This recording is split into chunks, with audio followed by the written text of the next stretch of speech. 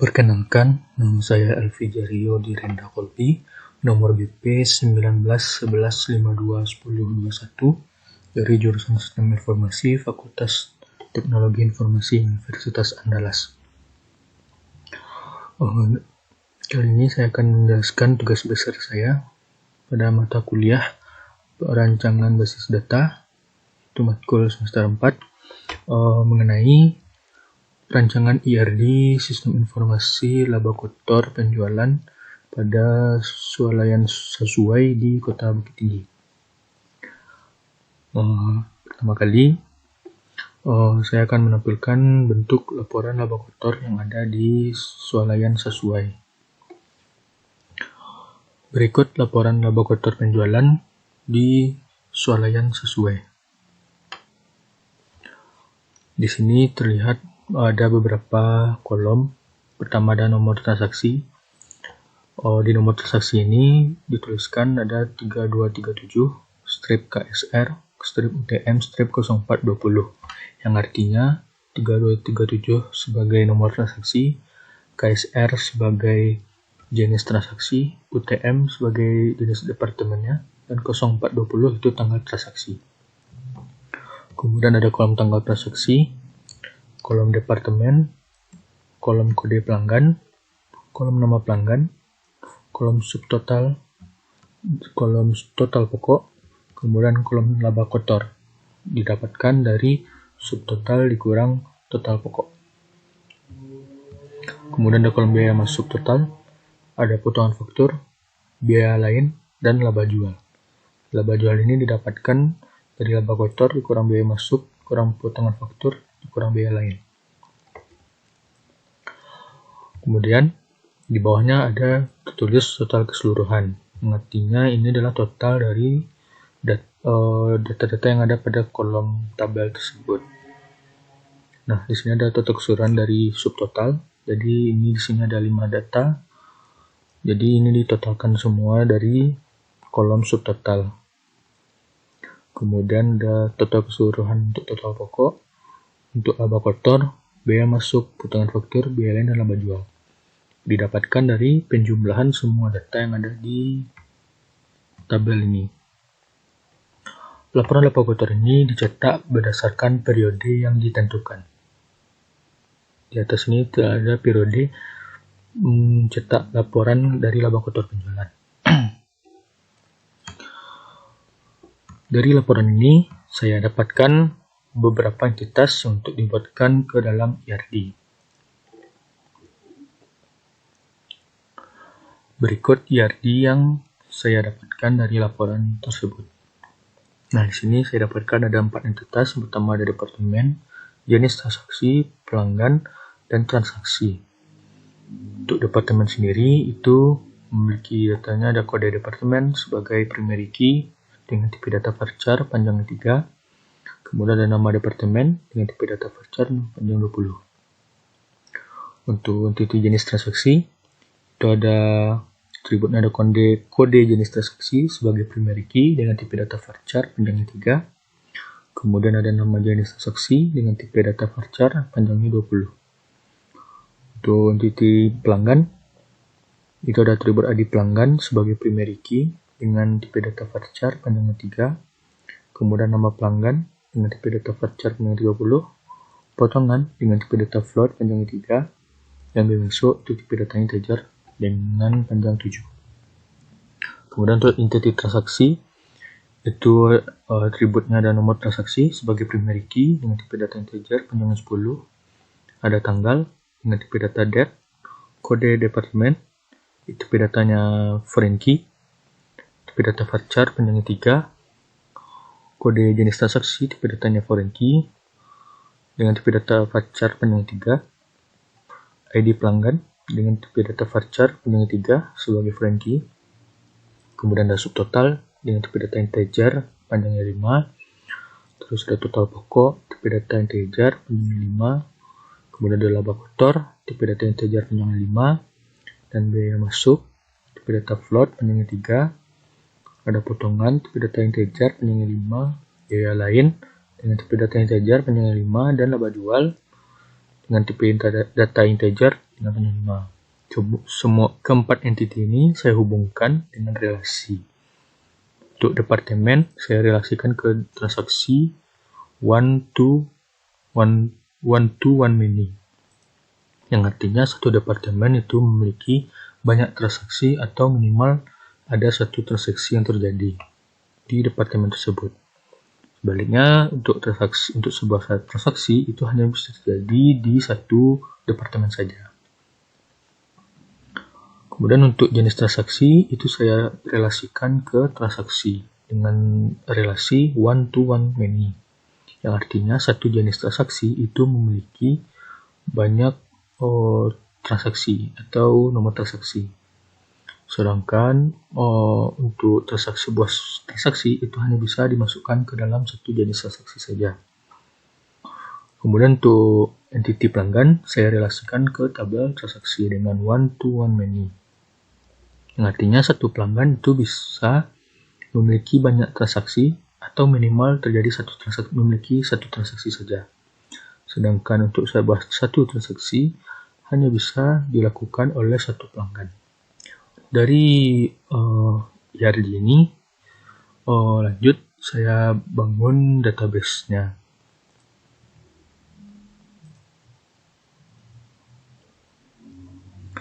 Berikut database yang saya bangun dengan nama TBBPD.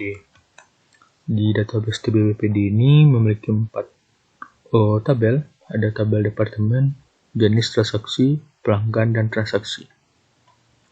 Pertama untuk departemen, tabel departemen.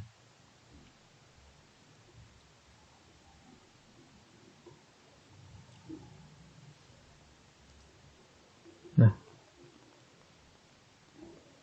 sini setelah saya buat di tabel departemen ada kolom kode dep dan nama dep, tipe data varchar tanggal 3 varchar 20, dan kode dep ini bersifat primary key.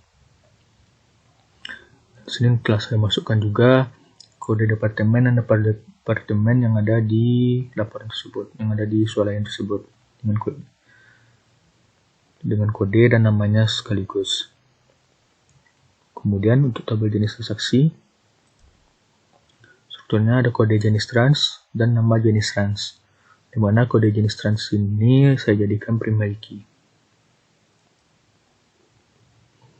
Nah, dan juga saya sudah isi beberapa data yang ada pada swalayan tersebut. Kemudian untuk tabel pelanggan, ini data yang telah saya masukkan. Dan strukturnya seperti berikut: kode pelanggan, nama pelanggan, potongan biaya masuk dengan kode pelanggan primary key. Dan untuk transaksi, sini ada nomor transaksi, tanggal transaksi, kode dep, kode jenis trans, kode pelanggan, subtotal, total pokok, laba kotor, biaya masuk, potongan, bayarin, dan biaya jual. Dan ada beberapa data yang telah saya masukkan ke dalam tabel transaksi ini. Sini nomor transaksi saya jadikan primary key, yang artinya itu kode unik, dan kode dep, kode jenis trans, kode pelanggan itu foreign key, yang mana itu berhubungan langsung dengan tabel lainnya.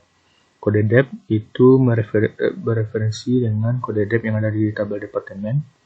Kode jenis trans itu dengan referensinya ada kode jenis trans yang ada di tabel jenis transaksi, dan kode pelanggan itu referensi dengan tabel pelanggannya, kode pelanggan yang ada di tabel pelanggan ini, yang artinya nilainya harus sama dengan primary key yang ada di tabel pelanggan, jenis transaksi, dan departemen.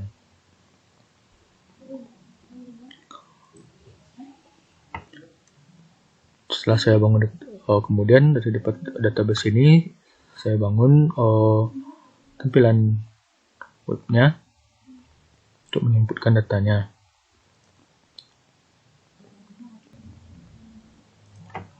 Nah, di sini saya sudah memiliki beberapa file dalam membangun tampilan web PHP-nya. Di sini ada beranda, HTML untuk sebagai halaman utamanya, dep itu sebagai penyimpan nilai ke dalam database-nya. Ada form departemen untuk menampilkan form tambahnya. Ada form jenis, untuk menambahkan form untuk menambahkan data jenis transaksi. Ada form pelanggan PHP, ini untuk form menambah data pelanggan ke database. Form tambah, ini adalah form menambahkan data transaksi ke database. Form update, ini adalah form update untuk data transaksi. Hapus, ini adalah sedang untuk menghapus data di transaksi. Hapus dep, ini untuk hapus data yang ada di departemen. Hapus jenis PHP untuk menghapus data yang ada di jenis transaksi. Hapus pelanggan untuk menghapus data yang ada di tabel pelanggan. Index dep, ini adalah halaman indeks untuk departemen. Indeks jenis, ini untuk halaman indeks untuk jenis transaksi. Indeks pelanggan, ini halaman indeks untuk pelanggan. Jenis, ini untuk menambahkan untuk menyimpan data jenis transaksi ke database. Koneksi, ini menghubungkan untuk menghubungkan database dengan codingan PHP. Kemudian laba PHP, ini untuk menampilkan daftar labanya. Pelanggan, ini sintak untuk menambah data pelanggan ke database. Dan tambah, ini untuk menambahkan data transaksi ke database. Trans, ini adalah halaman indeks untuk transaksi, dan update, ini adalah untuk menambahkan updatean ke database untuk tabel transaksi. Nah, untuk semua file codingan ini bisa kita tampilkan di sini. Nah, ini untuk halaman berandanya. Ini halaman beranda, halaman indeks pelanggan, halaman indeks departemen, halaman indeks jenis transaksi, dan halaman indeks laporan laba rugi. Nah, di sini saya akan menjelaskan mengenai pertama-tama di pelanggan. Nah, di sini telah saya masukkan beberapa data. Ada 7 data. Nah, di sini saya akan mencoba untuk menambahkan data pelanggan. Baiklah, saya akan mengisikan data di form tambah pelanggan 005, namanya Abel 0, kemudian tambah. Nah, data tadi masuk ke halaman indeks 0005 Abel 00. Kemudian saya ingin menghapus data yang ada pada indeks ini dengan cara menekan tombol delete yang ada di tabel ini. Contohnya saya akan mendelete kode pelanggan 0006. Nah, data tadi telah hilang di tabel indeks. Nah, kemudian untuk departemen sama, untuk menambahkannya dengan memasukkan kode ini juga. Kemudian untuk jenis transaksi sama, untuk jenis transaksi. Nah, untuk laporan rugi itu sedikit berbeda. Karena di sini ada beberapa field yang berbeda dari tabel sebelumnya. Contoh sini kita masukkan data nomor transaksi 133 dengan tanggal transaksi. Sini kita memasukkan data dengan input date. Di sini ada dengan kode utama, drop down penjualan kasir, kode pelanggan. Nah, untuk pengisian ini kita harus mengisinya sesuai dengan yang ada di tabel pelanggan tadi. Di kita tadi ya udah ada 005. Subtotal 19.500. Masuk 0, 0, 0. Kemudian tambah. Nah, masuklah data yang kita masukkan tadi 1133, kemudian 04 UTM kasir 005 34.500. Nah, masuk data tersebut. Kemudian untuk mengedit, kita tinggal tekan edit. Nah, di sini dalam pengeditan berdasarkan nomor transaksi. Di sini ada nomor transaksi 3.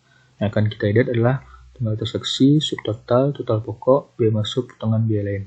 Misalkan transaksi yang terjadi itu di 7. Kemudian subtotalnya kita ganti 42. Kita ganti 23. Kita simpan.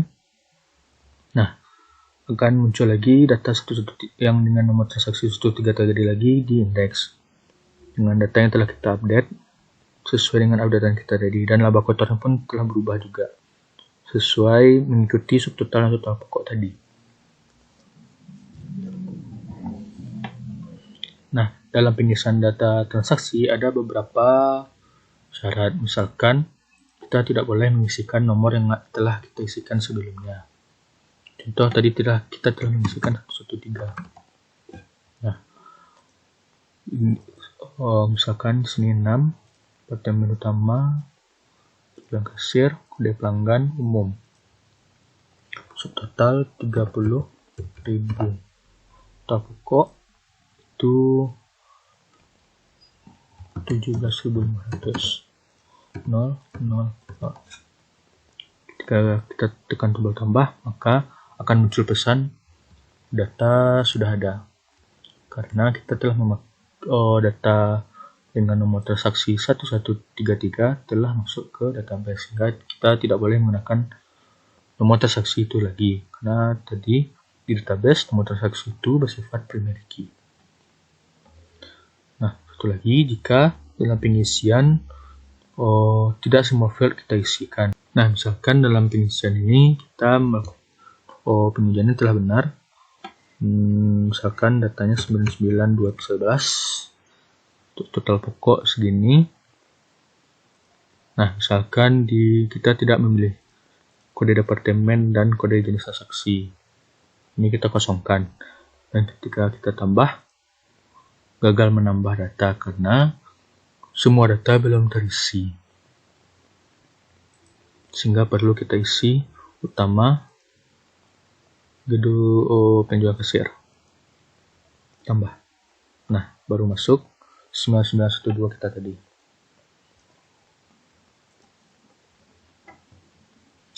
Nah, untuk penghapusan sendiri, itu tinggal kita tekan tombol delete. Kan kita ingin mendelete yang ini. Tombol delete, hapus. Kemudian nomor transaksi 2190 kita hapus. Tekan tombol delete, telah hapus. Begitu seterusnya. Dan data yang ada di bawah ini, total data akan mengikuti dengan jumlah banyak data yang ada di tabel ini. Kemudian untuk mencetak laporan periode, laporan laba kotor, itu kita berada di sini. Ada periode awal dan periode akhir sebagai filter. Filter dalam pencetakan laporannya. Misalkan kita masukkan periode awalnya 1 Januari sampai periode akhir sampai 7. Jangan, sini ada 7, berarti kita misalkan sampai tanggal 3. Nah, ketika kita masukkan hitung laba. Nah, hanya hanya satu data. Kenapa? Pada rentang 1 sampai 3 Januari 2021 hanya ada satu transaksi yang terjadi, yaitu pada tanggal 2 Januari 2021. Jadi sehingga yang ditampilkan hanya ini, nomor transaksi, tanggal, kode departemen, kode pelanggan, nama pelanggan, subtotal, total pokok, laba kotor, biaya masuk, potongan biaya lain, laba jual, sesuai dengan bentuk laporan yang ini. Oke, selanjutnya kembali. Misalkan kita ambil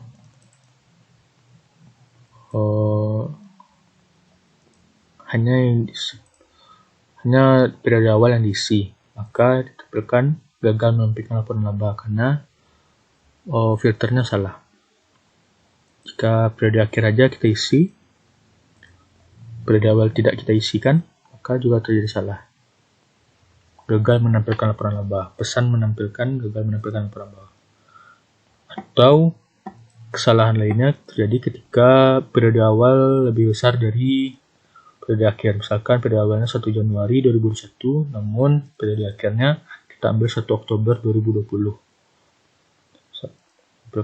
Nah, pesan lagi gagal menampilkan laporan laba. Masukkan filter dengan benar.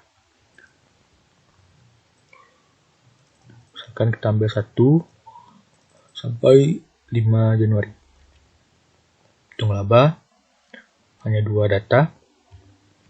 Setelah kita dapatkan, kita tekan tombol print untuk memprint laporan ini.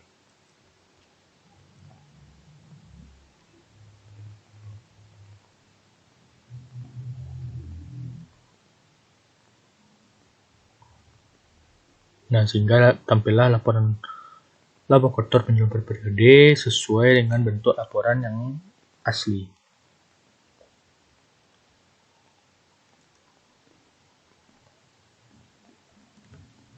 Nah, untuk total keseluruhan di sini pun sama, itu penjumlahan dari subtotal di sini, subtotal daripada tabel, total pokok itu penjumlahan dari total pokok yang ada pada tabel, dan begitu seterusnya. Total sini laba kotor 30.000 dibuatnya. Artinya sini ada dua data, 23.000 ditambah 7.000. Nah, totalnya ada 30.000.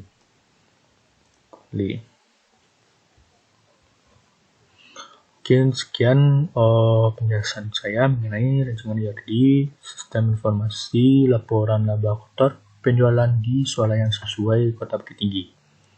Terlebih terkurang mohon maafkan.